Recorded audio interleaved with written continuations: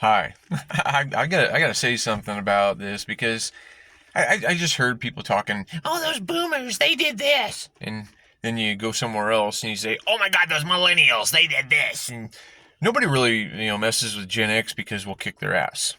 Right? But because we had to kick ass when we were growing up because there was nobody watching out for us. So but I wanna dive into this a little bit, right? Because I mean I don't have a problem with nobody. I realize that almost everybody here, if they're being difficult with me, they've probably got some trauma or some grief or something that they haven't dealt with yet, and that's why they're trying to bark up the wrong tree, right? And people are quick to blame the boomers because the boomers, they did this and they did this and oh my God and whatever. But you know what? Who were they raised by, right? Who were they raised by? They were raised by the silent generation.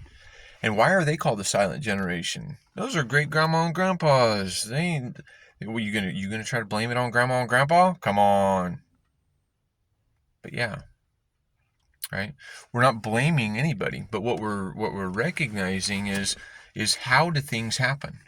How has everything been the way it's been for so long, and still not quite finding peace? The silent generation. Why are they called that? Right? Do you know? Well, I have an idea. I have an idea that they were the first to enter the Rockefeller schooling, the school system, and they were administered corporal punishment if they didn't sit down, shut up, listen, and then be here tomorrow, right? Sit down, shut up, and listen.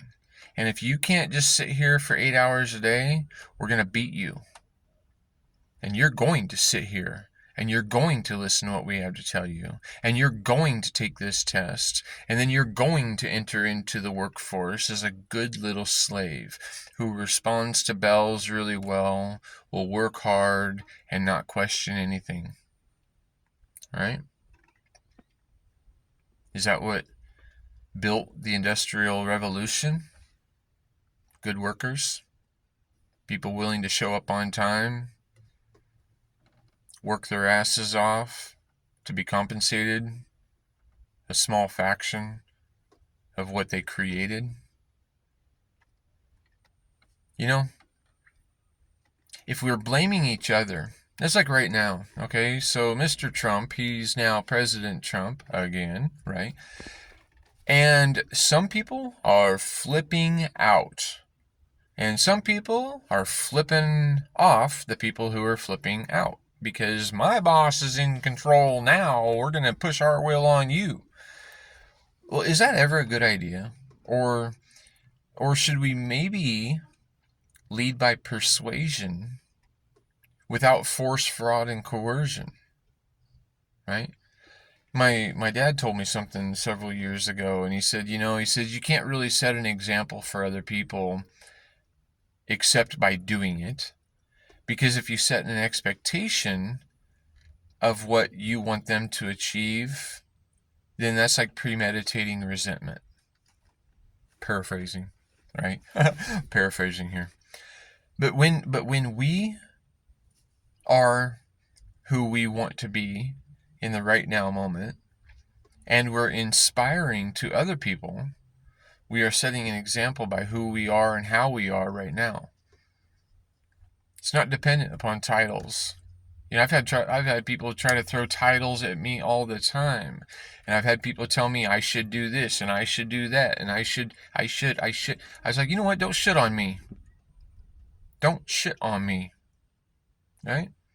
You get to control for you what you do, but I'm going to control for me what I do. And if you have a good idea and it's better than what I'm doing right now, I'll probably voluntarily shift my energy to align with that idea of how to do something. But if your idea sucks, I'm probably just going to tell you to get bent, right? And if you try to force me, I'm going to fight back. I've had to fight back my whole life. My first fight was the second day of kindergarten because in that Rockefeller Foundation school system, they said you can't fight, right? Don't fight, or we're gonna make you be in trouble. Trouble. Yeah, big trouble, because if you fight, you're gonna be in trouble. But that didn't stop other people from trying to fight with me, and they were flipping my ears, or they were maybe that's why I'm wearing my hat like this, so nobody can flip my ears. Right? Long ingrained self-preservation techniques. I don't know, but I was being poked, and I was being slapped, and I was being kicked, and I was being pinched and prodded, and well, I'm not really prodded, but I mean, give them a few extra minutes or the right opportunities, and they may have done that too. And I complained to the administrators. I was like, hey, this kid's messing with me, and I'd like you to make him stop. And they'd say, hey, don't do that. Well, that lasted only like a second that they wouldn't do that, because the administrator was right there. But as soon as the administrator turned their head, they were poking and flipping and hitting and scratching and throwing spit wads or whatever. So finally, I got tired of it, and it only took me 2 days. I mean, I was going to handle it the first day, but in my wrath, I got on the wrong school bus, and so I ended up at the wrong bus stop to kick this kid's ass. So the next day, I got on the right bus, and when we got off the bus, I wailed into him, and I landed him onto the ground, and I just kept pummeling him, and I left him crying in a mud puddle, and he never bothered me again. So I realized, I'm like, oh, sometimes violence is the answer. And so when bullies would pop their heads up to me over the years, I'd flatten their face up a little bit, and they'd usually leave me alone, and they'd leave alone the people that are around me. But then now that I'm older, I realize, I'm like, okay, these bullies, they got something going on in their head that isn't quite right, right? Because I mean, why would you be barking up on somebody who's going to flatten your face? I mean, they're used to easy targets, I understand, but why would you risk yourself and break the golden rule of doing unto others as you want done to you? So now I would ask the question, I'm like, hey, what's causing you to risk your health by doing this? I mean, you got a drunk mom and dad at home that are beating you and maybe touching you in inappropriate places? I don't know. But I mean, if that's happening to you, let's get that solved. Fighting isn't always the answer, but sometimes you got to fight back. You got to push back against suppression and control. And my political and religious standing is in free will.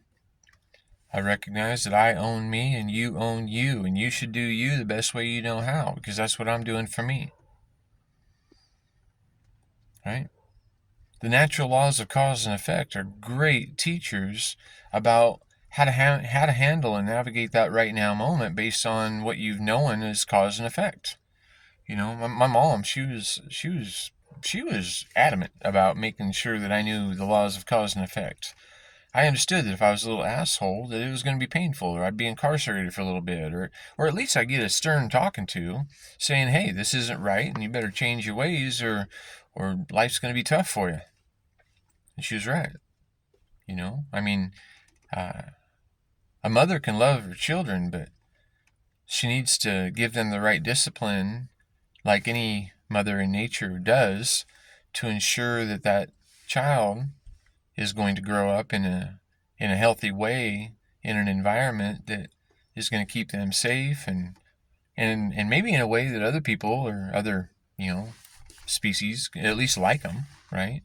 I mean, because you've been around people that nobody likes, right? Do they even like themselves? That's the hard part, right? Do they even like themselves? We're living in a day and age where the mental health is a real crisis. And a lot of people are choosing to unalive themselves. And if we have so many people unaliving themselves, even young children doing it, there's something inherently wrong with the conditions. of the human experience that we're living in.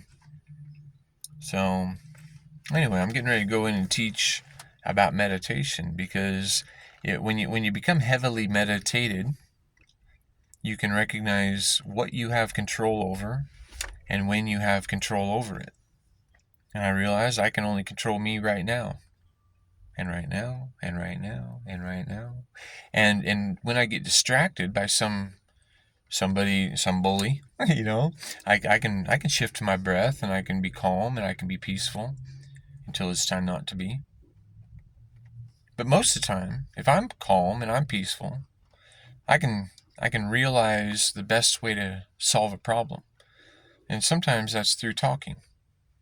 And if you're calm when you're talking to somebody else, it helps them to realize that what you're saying might have some merit, rather than treating it as a challenge. So I haven't been in a fight for quite some time, because I realize that, I've become peaceful in my life, and I'm not as quick to jump to violence. Because although violence can be an answer to certain situations, it should be the last thing we move to. It's not that I don't agree with violence. I just think that it should only be used in the act of self-defense, or defending somebody else. And then you should be really good at it. So anyway, yeah. So that's what I had to say about that.